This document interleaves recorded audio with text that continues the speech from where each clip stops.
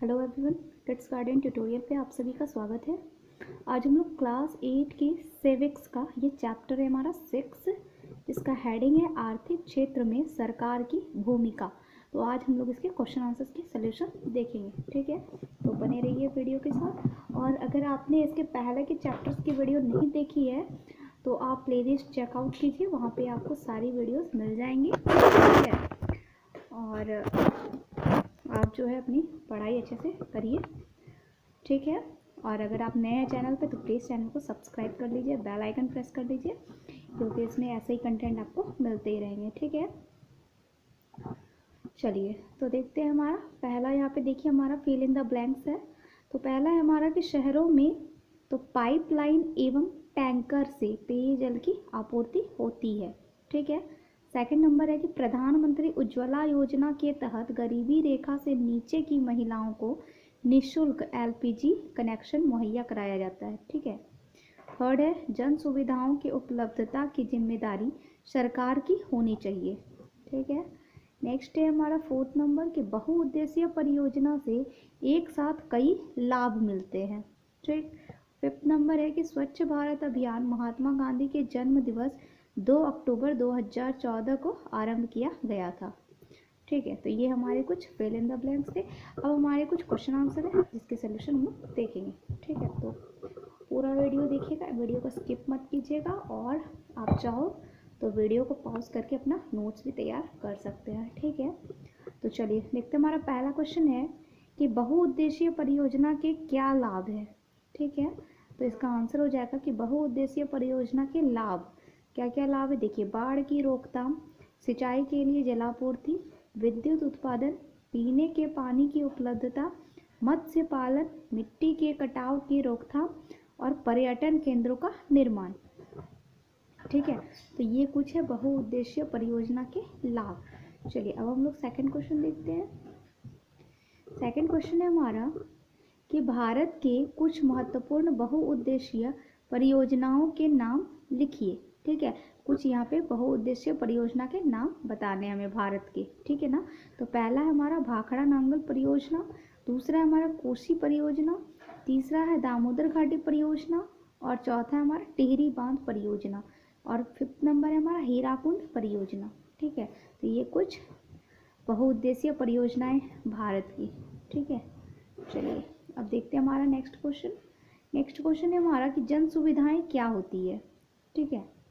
तो देश के विकास एवं लोगों के जीवन स्तर को उन्नत बनाने के लिए कुछ सुविधाएं अनिवार्यतः जरूरी होती हैं, जैसे यातायात, संचार, बिजली, शिक्षा, स्वास्थ्य, पेयजल एवं स्वच्छता तथा सामाजिक सुरक्षा और आजीविका के उपयुक्त अवसर। ऐसी ही सुविधाएं हैं, इन्हें ही जन सुविधा कहा जाता है, ठीक है।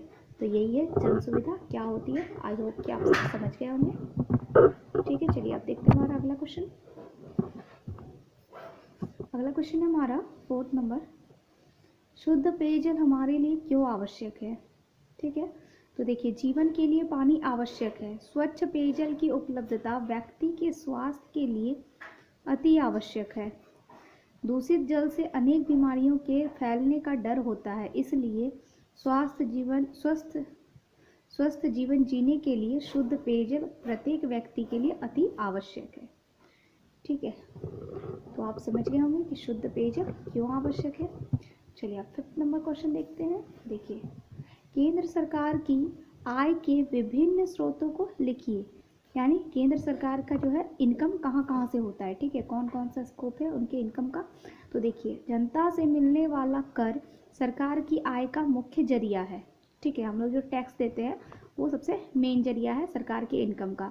इसके अलावा सरकार विभिन्न स्रोतों से कर्ज भी लेते हैं, वह भी सरकार की आय का हिस्सा होता है, ठीक है। अब चलिए हम लोग नेक्स्ट क्वेश्चन देखते हैं। थर्ड नंबर, सरकार को जन सुविधाएं उपलब्ध कराने की जिम्मेदारी क्यों लेनी चाहिए, ठीक है। यानी जन सुविधाओं को उपलब्ध कराने की जिम्मेवारी सरकार को ही क्यों लेनी चाहिए। तो इसका आंसर हो जाएगा कि जन सुविधाएं ऐसी सुविधाएं हैं जो प्रत्येक व्यक्ति के जीवित रहने के लिए अति आवश्यक है। निजी क्षेत्र की कंपनियां लाभ के उद्देश्य से काम करती है, जबकि सार्वजनिक सुविधाओं की उपलब्धता में ज़्यादा पूंजी की आवश्यकता होती है।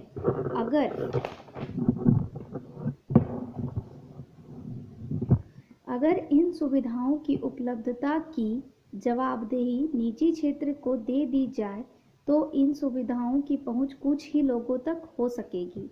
एक लोकतांत्रिक सरकार का उद्देश्य जन कल्याण होता है, जो ऐसी स्थिति में पूरा नहीं हो सकेगा। आर्थिक रूप से अक्षम लोग सम्मानजनक जीवन व्यतीत नहीं कर सकेंगे, इसलिए जन सुविधाओं को उपलब्ध कराने की जवाबदेही सरकार के ऊपर ही होनी चाहिए। ठीक है, तो समझ गए होंगे आप लोग ये क्यों होनी चाहिए। ठीक है, चलिए अब नेक्स्ट क्वेश्चन हमारा देखते हैं। क्या सामाजिक सुरक्षा की योजना जरूरी है? अगर हाँ तो क्यों? हाँ, सामाजिक सुरक्षा की योजना ज़रूरी है। सामाजिक सुरक्षा योजना का उद्देश्य भविष्य में लोगों के साथ होने वाली संभावित घटनाओं से सुरक्षा प्रदान करना है। सामाजिक सुरक्षा योजनाएं गरीब वर्गों को शोषण से बचाती है। इसके अंतर्गत आर्थिक रूप से अक्षम लोग सम्मानजनक जीवन व्यतीत कर सकते हैं। सामाजिक सुरक्षा योजना के अंतर्गत लोगों की मूलभूत आवश्यकताओं की व्यवस्था की जाती है। ठीक है, अब चलिए देखते हैं हमारा अगला क्वेश्चन। चलिए 5th नंबर क्वेश्चन है हमारा कि पानी, सड़क, सफाई और बिजली जैसी जन सुविधाएं उपलब्ध कराने में सरकार की भूमिका का वर्णन कीजिए। ठीक है, यानी पानी, सड़क, सफाई, बिजली, ये जो कुछ मूलभूत सुविधाएं हैं प्रत्येक लोगों की, तो इसमें सरकार जो है कैसी भूमिका निभाती है इसको उपलब्ध कराने में। ठीक है, यही हम लोग समझेंगे इसमें। तो देखिए, पानी, सड़क, सफाई और बिजली जैसी जन सुविधाएं प्रत्येक व्यक्ति की मूलभूत आवश्यकता है, जिसको उपलब्ध कराने में सरकार की महत्वपूर्ण भूमिका है। शहरों में पानी की आपूर्ति करने की जवाबदेही नगर पालिका या नगर निगम की होती है। वे पाइपलाइन तथा टैंकर के द्वारा जल की आपूर्ति करते हैं। ठीक है, कराते हैं। फिर अब सड़क के बारे में, तो सड़क के निर्माण में भी सरकार की महत्वपूर्ण भूमिका होती है, जिससे लोगों को अनेक लाभ मिलते हैं। ठीक है, सफाई को ध्यान में रखते हुए सरकार ने गांवों को शौच मुक्त करने के लिए सामुदायिक शौचालय बनवाए हैं तथा कई योजनाएं भी चलाई हैं, जिनमें स्वच्छ भारत अभियान भी एक है। ठीक है ना, स्वच्छ भारत अभियान जो योजना चलाया गया था ये सफाई को लेकर के ही था। ठीक है, बिजली की आपूर्ति में भी सरकार की महत्वपूर्ण भूमिका है। ठीक है, चलिए अब हमारा लास्ट क्वेश्चन देख लेते हैं। वीडियो अगर पसंद आए तो प्लीज़ वीडियो को ज़्यादा से ज़्यादा शेयर कीजिएगा और लाइक करना मत भूलिएगा। देखिए, लास्ट क्वेश्चन है हमारा कि आर्थिक गतिविधियों के नियमन में सरकार की भूमिका पर चर्चा कीजिए।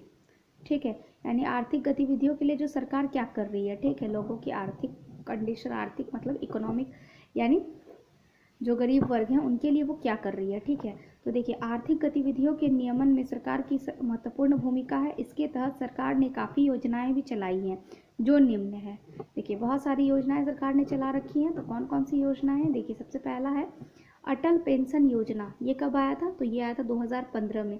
ये आपका देखिए जीके के लिए भी हो सकता है, ये आपको वन लाइनर की तरह भी पूछा जा सकता है। ठीक है, तो ये मोस्ट इम्पॉर्टेंट है।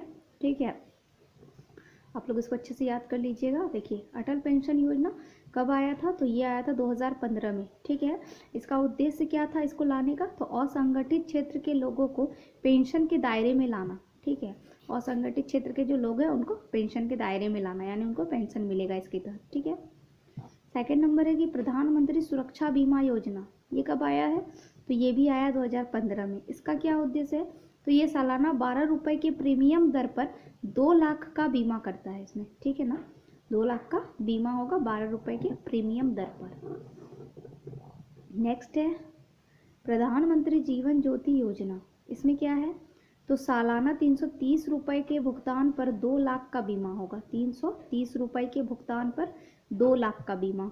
ठीक है, फोर्थ नंबर है सुकन्या समृद्धि योजना। ये कब आया है? तो ये आया है 2014 में। ठीक है, ये बालिकाओं की समृद्धि से संबंधित है। ठीक है, ये लड़कियों के लिए है। चलिए, लास्ट है हमारा प्रधानमंत्री उज्ज्वला योजना। इसमें क्या होता है? तो निर्धनता रेखा से नीचे की महिलाओं को निःशुल्क एलपीजी कनेक्शन उपलब्ध कराना। ठीक है। यानी उज्ज्वला योजना के तहत क्या होता है कि जो लोग जो है बीपीएल परिवार के जो लोग हैं, यानी बीपीएल कैटेगरी में जो आते हैं, तो उनको जो है फ्री में गैस सिलेंडर जो है बांटते हैं, ठीक ना, इस योजना के तहत। ठीक है, तो ये सरकार की कुछ योजनाएं हैं जो वो आर्थिक गतिविधियों के नियमन के लिए चलाते हैं। ठीक है, तो ये था आपका पूरा चैप्टर। अगर वीडियो पसंद आया तो प्लीज़ वीडियो को लाइक कीजिए और ज़्यादा से ज़्यादा शेयर कीजिएगा, और चैनल पे नए हैं तो प्लीज़ चैनल को सब्सक्राइब कर लीजिएगा और बेल आइकन प्रेस करना मत भूलिएगा। Thank you.